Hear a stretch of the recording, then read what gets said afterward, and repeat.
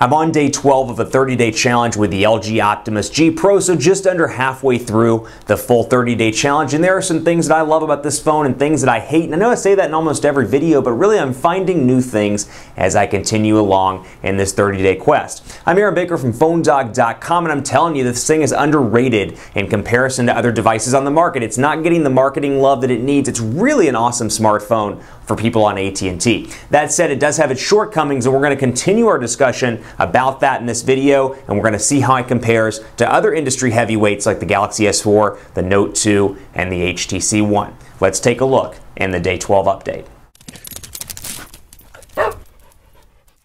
I'm on day 12 with the LG Optimus G Pro, and there's a lot I like about this device. This thing is incredibly fast, and after using it for just over a week and actually coming up on 2 weeks, I find this thing to be a really nice device. The biggest problem with this thing is that just from a marketing standpoint, it's being dwarfed by HTC, by Samsung, and by Apple, at least in the United States. This is a great smartphone all around. It's got a fast quad-core processor, it's got a nice camera, it's got a 3,140 milliamp hour battery, which is actually 40 milliamp hours bigger than the Note 2. It's got a 5.5-inch 1080p HD display, which is bigger and better, I should say better that is, than the Galaxy Note 2's display of 720p. So really it's a nice device. One of my favorite things about this device, the display. It's gorgeous. I send and receive a lot of email on my phone. I get 200 to 300 emails a day for work, and oftentimes I'm in between things and I'm checking my phone and responding to emails on the fly. The text quality, the overall display quality is gorgeous on this phone. So the display is a big one for me, and I want to run quadrant standard here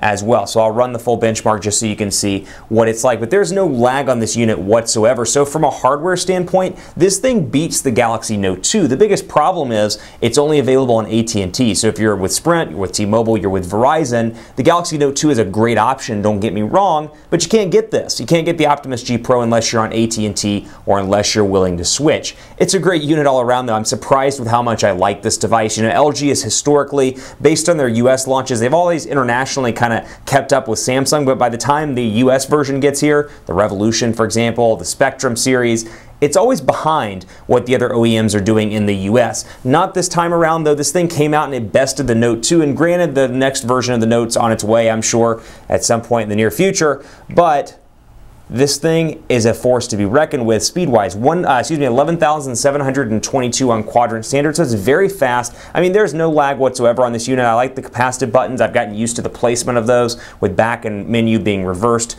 versus the typical Android scheme. I've got that physical home button as well. So if you're coming from a Galaxy Note 2, maybe you're a Galaxy S3, this is a unique device for you because it's very familiar in terms of the button placement. You'll also see the power button, very familiar placement there, and then a shortcut button, which I still have assigned to Quick Memo, but otherwise you can assign that to whatever you want to assign it to. Now I'm going to answer some of your questions on Twitter. People reached out to me and asked me questions. First and foremost, Caleb, what's the best feature of the LG Optimus G Pro? Well, Caleb, my favorite feature probably is the display. Like I just said, 5 inches, 1080p. It really is a gorgeous display. I mean, I can't underscore that enough. Picture quality is fantastic. The text is crisp and clear, and I can never describe that or show that off well enough on camera, but the display is absolutely gorgeous. Next up, Caleb, I've read that there's a customizable button on the side. Do I use it? Well, Caleb, no, not really. Like I said, it's still assigned to Quick Memo. I haven't used it just yet. I find it easier, honestly, just to set the shortcuts down here. I probably should set it. I'll do my best to set that for the next challenge video and let you know what I set it to. But, you know, like I just said, it would probably be set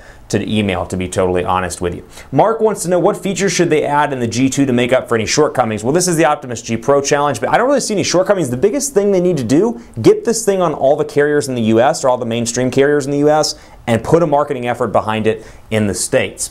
Lewis wants to know LG Optimus G Pro or HTC One. Depends on what you need. I can't make that call without knowing more about what you use your phone for. I believe it's Zaya wants to know, how does it compare to the Note 2? Well, I talked a little bit about that, but specs-wise, it's definitely past the Note 2 with the 1080p HD display, a slightly larger battery. This battery charges incredibly quickly, which is something I really like about this unit.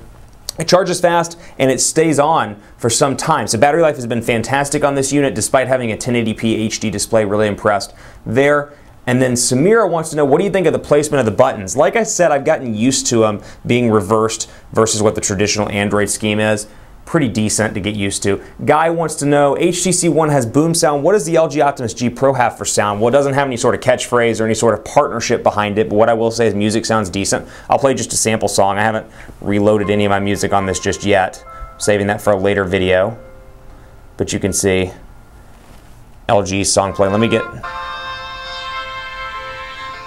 I will say I use it for an alarm clock and find it to be reasonably loud all around. And last but not least, Daniel wants to know, is battery life better than the Note 2? It's tough to say, Daniel. I mean, honestly, they're both really good. They're right there around the same point when it comes to battery life. Overall, I find the Note 2 to be slightly better in the battery life department, but for me, I still get about a day and a half out of the Optimus G Pro, and the trade-off of having a 1080p HD display is better than dealing with a slightly better battery life. Maybe half a day. Keep it locked on PhoneDog.com. Hit me up on Twitter, PhoneDog_Aaron. Let me know what you want to see in the videos that are to come on the LG Optimus G Pro Challenge. Overall, really enjoying this device, surprisingly impressed with it. Really love the way that this thing works, the way it feels. It's fluid. Everything seems to be working pretty well thus far, but get your questions in and I'll do my best to answer those in the following videos. Thanks for watching. Keep it locked on PhoneDog.com for more on this bad boy, the LG Optimus G Pro. I'll see you next time.